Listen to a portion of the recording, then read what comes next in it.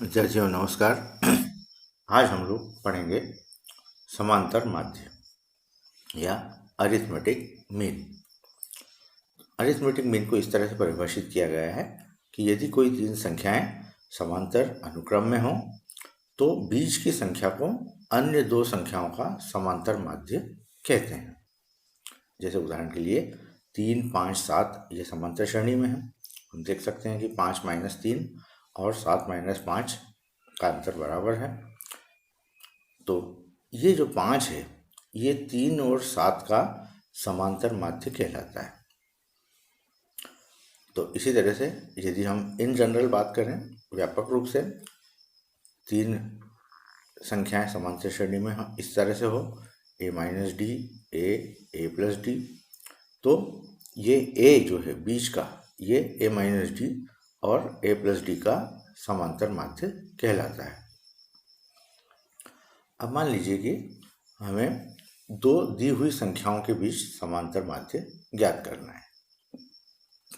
माना कि a और b दो संख्याएं हैं और इसके बीच में कोई समांतर माध्य a हमें ज्ञात करना है। तो उस स्थिति में a कैपिटल A और b समांतर अनुक्रम में होंगे, और समांतर अनुक्रम में होंगे तो कैपिटल A और a का अंतर b और कैपिटल A के अंतर के बराबर होगा।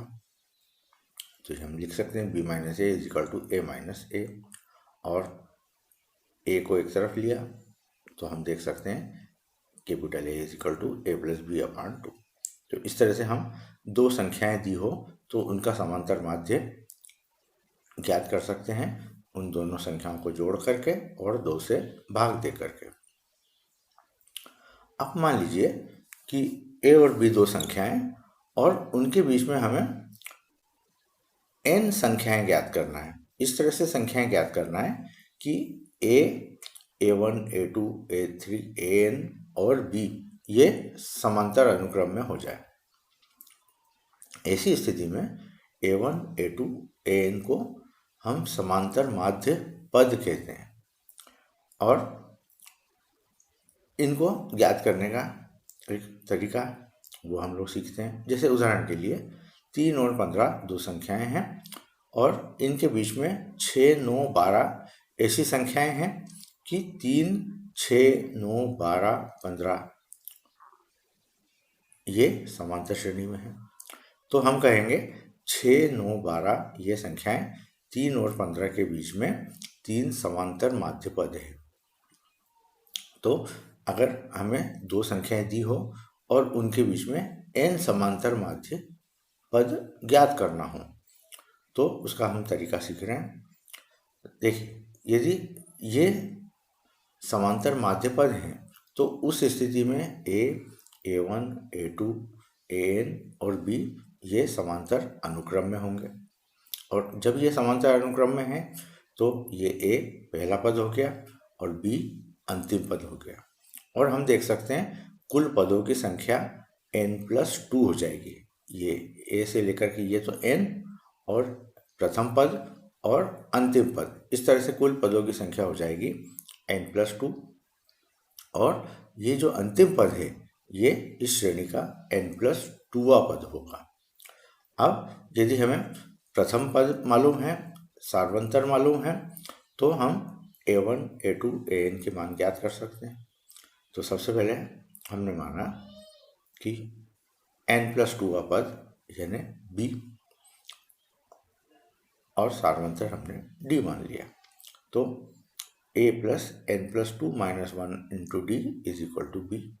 ये n+2वां पद है तो n+2वां पद यानी n+2 - 1 × d = b, और इसके आधार पर हमने d का मान ज्ञात कर लिया b - a/n+1। अब d मालूम पड़ गया है तो प्रथम माध्य पद a1 का मान हो जाएगा a + d, a + b - a/n+1। दूसरा a2 का मान हो जाएगा a + 2d, तो ये हमने ज्ञात कर लिया a और d के मान रख करके। तो आइए इस चीज़ को हम सवाल के रूप में देखें तो हमें आसानी से समझ में आ जाएगा। उदाहरण 2 हम पहले ले रहे हैं। 11 और -7 के बीच 5 समांतर माध्य ज्ञात करना है। तो 11 और -7 के बीच में 5 समांतर माध्य हमने ज्ञात मान लिया, A1, A2, A3, A4, A5 है। अब कुल पदों की संख्या हो गई 7, 5 तो ये समांतर माध्य और 2 ये पद, तो कुल 7 पद हैं। और प्रथम पद इसमें 11 है और 7वां पद -7 है। अब माना कि श्रेणी का सारवंतर D है, तो 7वां पद यानी -7 = A + 6D। A का मान रख दिया हमने, A का मान है 11, तो ये 11 + 6D = -7, तो 6D = -18। इससे D का मान हमें प्राप्त हो गया -3। अब समांतर माध्य हमें ज्ञात करना है, तो ये जो समांतर माध्य है ये दूसरे नंबर का है और दूसरा पद होता है A + D, इसलिए ये समांतर माध्य हो जाएगा A + D। इसी तरह से अगला हो जाएगा A + 2D, A + 3D, A + 4D और A + 5D। ये कैपिटल A5 का मान हो गया। अब इसमें A और D के मान हम रखते जाएं और हमें ये माध्य पद प्राप्त हो जाएंगे। तो A का मान हमने 11 रखा, D का मान -3 रखा, तो 11 - 3 यानी 8, ये पहला माध्य पद प्राप्त हो गया। A + 2D इसमें मान रखा हमने, तो ये 5 दूसरा माध्य पद प्राप्त हो गया। तो इस तरह से हमने सारे माध्य पदों को हम ज्ञात कर सकते हैं A और D के मान रख करके। और ये 8, 5, 2, -1, -4 ये वो माध्य पद हैं जो 11 और -7 के बीच में है। ये अब देखें, हम 3 और 19 के बीच समांतर माध्य ज्ञात करना है।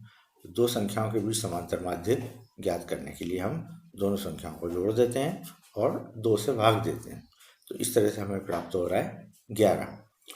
अगला प्रश्न है A + B² और A - B² का समांतर माध्य ज्ञात करना है।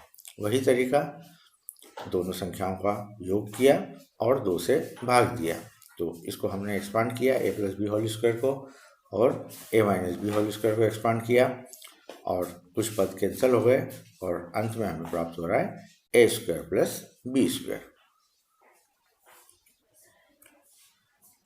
अगला उदाहरण है A और B का समांतर माध्य यदि A⁴ + B⁴n अपान A⁴n-1 + B⁴n-1 हो तो n का मान ज्ञात करना है। तो A और B का समांतर माध्य A + B/2 होता है, तो इसकी इससे तुलना तभी संभव है जब n का मान 1 हो। तो हमने तुलना की, यहाँ पर तुलना करने के लिए इसका गुणा इधर, इसका गुणा इधर और इसको हमने सरल किया, और सरल करने के बाद हम प्राप्त कर रहे हैं A⁴n - 1 = B⁴n-1, यानी A/B⁴n-1 जो बराबर है 1 के, और वो तभी हो सकता है जब A/B का मान की घात 0 हो, और इससे हमने n का मान 1 प्राप्त कर लिया है। अगला उदाहरण हमारे सामने है, दो संख्याओं का समांतर माध्य 7 है और उनका गुणनफल 45 है, तो संख्याएं ज्ञात करना है। तो हम मान लेंगे हम संख्याएं A और B हैं और A B से बड़ा है, तो प्रश्न के अनुसार समांतर माध्य 7 है, तो समांतर माध्य होता है A + B/2 = 7, यानी A + B = 14। ये समीकरण 1, इसको हमने नंबर दिया, और दूसरी शर्त दी हुई है कि इनका गुणनफल 45 है, यानी A × B = 45। ये समीकरण 2। अब हमारा उद्देश्य है कि समीकरण 1 और 2 को हल करके A और B का मान ज्ञात किया जाए। तो ज्ञात करने के कई तरीके हो सकते हैं, तो यहाँ पर जिस तरीके का उपयोग किया गया है वो ये है कि A - B का होल स्क्वायर का फार्मूला होता है A + B का होल स्क्वायर -4AB। अब A + B का भी मान हमें मालूम है 14 का स्क्वायर -4, AB का मान हमने रख दिया समीकरण 2 से 45, और इसको हमने हल किया तो ये आ रहा है 16, यानी A - B = 4, क्योंकि हमने माना है कि A B से बड़ा है।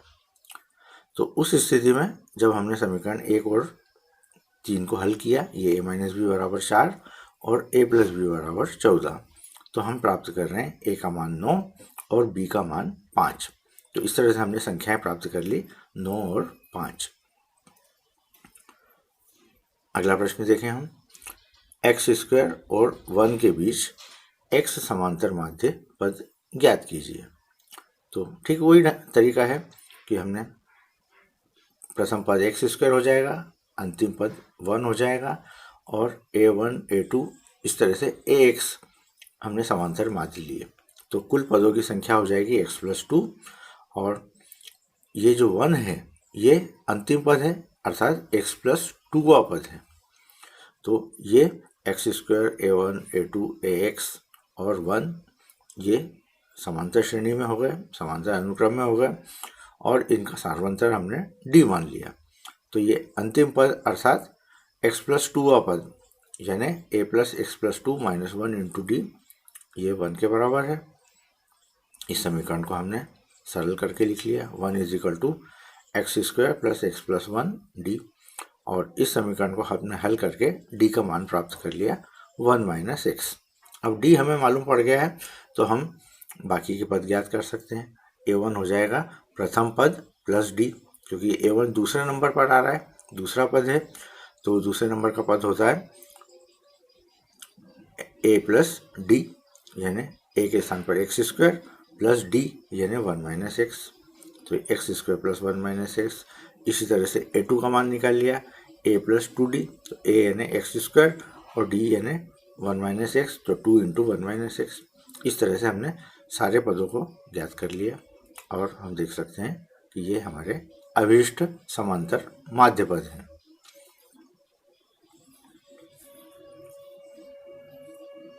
अगला उदाहरण है हमारे सामने, 1 और 31 के बीच n समांतर माध्य हैं। यदि 7वें और n-1वें माध्य पदों का अनुपात 5:9 हो तो n का मान ज्ञात कीजिए। अब चूंकि हमें स्पष्ट हो गया है कि 1 और 31 के बीच में n समांतर माध्यों को हम a1 a2 an के रूप में व्यक्त कर सकते हैं और उस स्थिति में 1 a1 a2 an और 31 समांतर अनुक्रम में होंगे और इस स्थिति में पदों की संख्या n+2 होगी।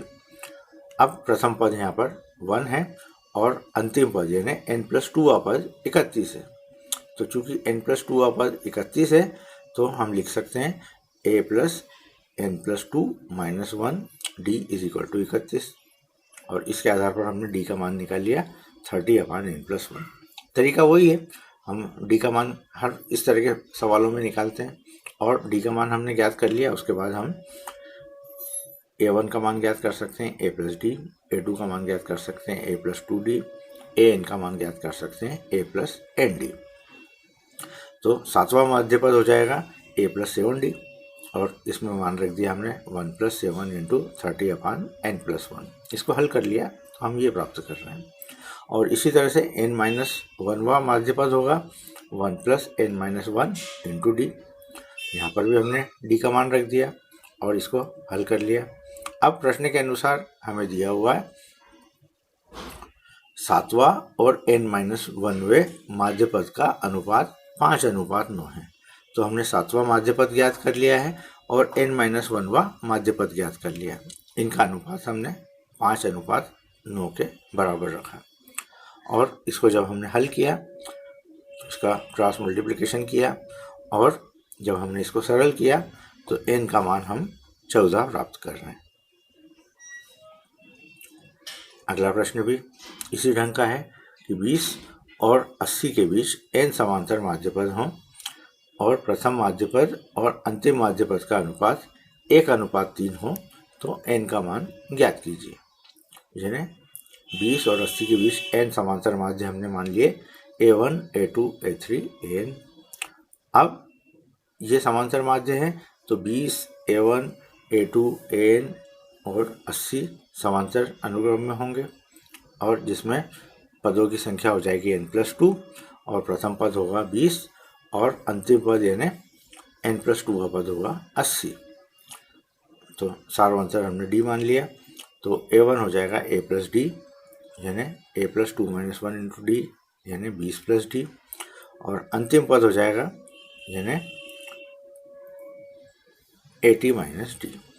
अंतिम पद होगा यानी ये अंतिम पद से पहला वाला पद, ये an का मान होगा 80 से पहले, तो 80 यानी ये अगर उल्टी दिशा में देखें तो 80 पहला पद हो जाएगा और सार्वंतर हम उस स्थिति में माइनस डी लेंगे, तो अंत से दूसरा पद हो जाएगा l plus 2 minus 1 into minus D यानी 80 माइनस डी। अब हमें प्रश्न में दिया हुआ है कि a1 और an का अनुपात 1/3 है, तो हमने मान रख दिया 20d plus 80 minus d is equal to 1/3, और इसको जब हमने सरल किया तो सरल करने के बाद d का मान हमें प्राप्त हो रहा है 5।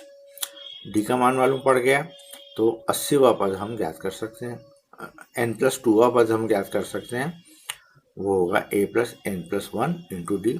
यहाँ पर हमने n प्लस 2 का मान रख दिया 80 और a का मान रख दिया और d का मान रख दिया। इस तरह से हमने इसको सॉल्व किया तो हम प्राप्त कर रहे हैं 5 into n plus 1 is equal to 60, और इससे n का मान हमें प्राप्त हो गया 11। अब ये जो हमने प्रश्न आज किए हैं इनके ऊपर आधारित ये प्रश्नावली में सवाल हैं, तो जब आप स्वयं हल करके देखेंगे तो उससे जो आप आत्मविश्वास प्राप्त करेंगे वो अपने आप में महत्व का रहेगा। तो ये प्रश्न है आप लोगों के सामने और इनके उत्तर भी यहाँ पर दिए हुए हैं, तो इन प्रश्नों को आप स्वयं हल करने की कोशिश करें।